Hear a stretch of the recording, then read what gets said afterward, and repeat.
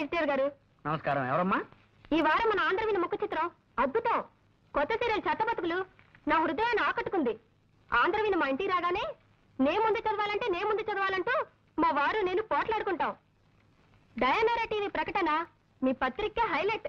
నీ పేరేమిటమ్మా? వాగ్దేవ్ అండి. 2 ఏళ్ల క్రితం నావి 2 ఉత్తరాలు మీ పత్రికలో పడ్డాయి, గుర్తులేదు? గుర్తుంది. లేకే కేవలం ఆ ఉత్తరాల వల్లే మా పత్రిక సర్క్యులేషన్ 10,000కి పడిపోయింది. నువ్వేనా తల్లి? ఏం కావాలి? ఇదిగోండి. ఏమిటది? నేను ఈ మధ్య కొన్ని కవితలు రాశాను. మచ్చుక్క ఒకటి వినిపిస్తాను, వినండి. ఆకాశం రంగు నీలంగానే ఎందుకుంటుంది? ఎర్రగా ఉంటే బాగుండదు గనక. రక్తం ఎరుపు రంగులోనే ఎందుకుంటుంది? నీలంగా ఉంటే బాగుండదు గనక. మల్లె తెల్లగానే ఎందుకుంటుంది? నల్లగా ఉంటే బాగుండదు గనక. ఈ విన్నా కూడా నేను ఎందుకు బతికే ఉన్నాను? నాకు చావు రాలేదు గనక. చాలా బాగుందండి. ఈ వాక్యాన్ని కూడా కలుపుతాను, వీటిని మీ పత్రికలో వేయించండి. వీటిని ఇక్కడే ఉంచుతాను. మేము ఇంకా పత్రిక నడపలేం అని గట్టిగా నిర్ణయించుకున్నాక మీ కవితలు చివరి సంచికలో వేస్తాం. అవి రిలీజ్ అయ్యేసరికి మేము ఏ ఆఫ్రికానో అండమాన్సో పారిపోతాం. ఇవి ఇక్కడే ఉంచుతానమ్మా. థ్యాంక్స్ అండి. పోతే ఎవరు పోతేనమ్మా? నేనా? ఇది కాస్త తినండి. పోవడానికేనమ్మా? నేనే స్వయంగా తయారు చేసిన స్వీట్ అండి. వంటవాకు శీర్షికలో మీరు ప్రచురించాలి. అరటిపండు లంబా లంబాని దీని పేరు పెట్టాను. అరటిపండు లంబా లంబానా?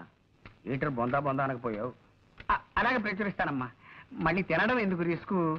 జీవితం మీద ఆశ ఉన్నవాడిని. ఇది ఇక్కడే ఉంచమ్మా. వస్తానండి. వచ్చేసరి ఇంకొన్ని కవితలను స్వీటు తెస్తాను. మళ్ళీ మీరు ఎప్పుడు వస్తారో ముందుగా చెప్తే ఆ రోజున సెలవు పెట్టుకుంటాను. అబ్బే, సెలవు పెట్టి మరీ వినాల్సిన అవసరం లేదండి. ఆఫీసులోనే విందురు గాని. వస్తానండి.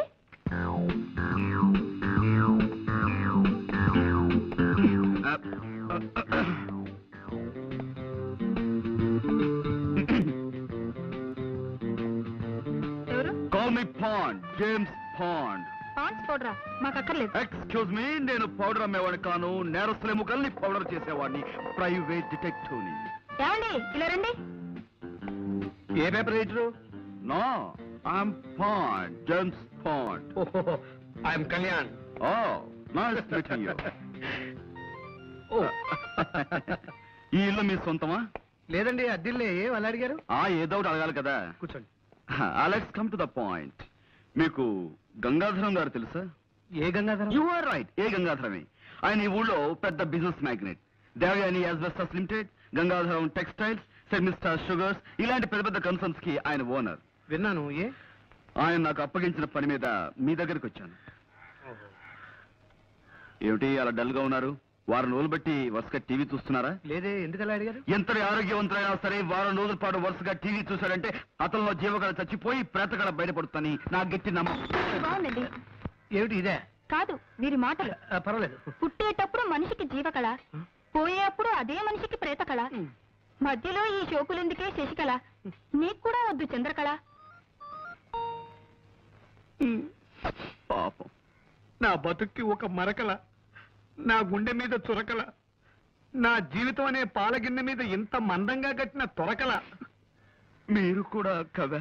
కాదండి, ఇన్నేళ్లు ఆమె సాహిత్యంలో మలమలా మారిపోతూ వలవలా ఏడుస్తున్న ఆవిడికి దిక్కుమాలిన మొగుణ్ణి. ఐసి, నాకిప్పుడు అర్థమైంది. మీలో జీవకళ చచ్చిపోవడానికి కారణం టీవీ కాదన్నమాట. నాతో ఏదైనా పని వచ్చారా? ఎస్, మీకు పెద్ద కథ చెప్దామని వచ్చా. కదా అది మీ టైపు కథ కదమ్మా, ఏదో చిన్న కథ. అలాగా? మా నాన్నగారి పేరు రామకోటేనే. మీరు ఆయన పెంపుడు కొడుకని ఆయన మీతో ఎప్పుడు చెప్పలేదా? లేదండి, మా అన్నయ్య నన్ను ఒకలాగే చూస్తున్నారు. ఐసి, మీ అన్నయ్య పేరు? పట్టాభి. ఐసి, ఏం చేస్తుంటాడు? వారికి నాటకాలు పిచ్చి ఎక్కువ. ఏదో నాటకం ఊడిపడి తిరుగుతుంటాడు. మీ నాన్నగారి ఫోటో ఉందా? ఇదిగో నాన్నగారి ఫోటో పట్టరా. అలాగే. ఆయనకి సంబంధించిన ఇంకేమైనా గుర్తులున్నాయా? ఆయన హోమియోపతి మందులు రాసుకునే డైరీ ఒకటి మొన్న సామాన్ సంతుల్లో దొరికింది. దేవి, నాన్నగారు డైరీ కూడా పట్టరా. ఆ రెండు నేను తీసుకెళ్తాను.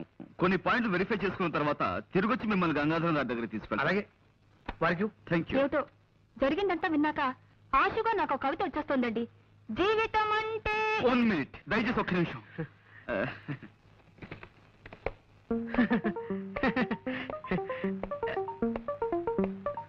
చెప్పుకోండి. మీతో సంప్రదించి మీ చంటబ్బాయిని సాయంత్రం ఇంటికి తీసుకొద్దాం అనుకుంటున్నాను. అలాగే, తప్పకుండా వాడే మా వాడై ఉంటాడు.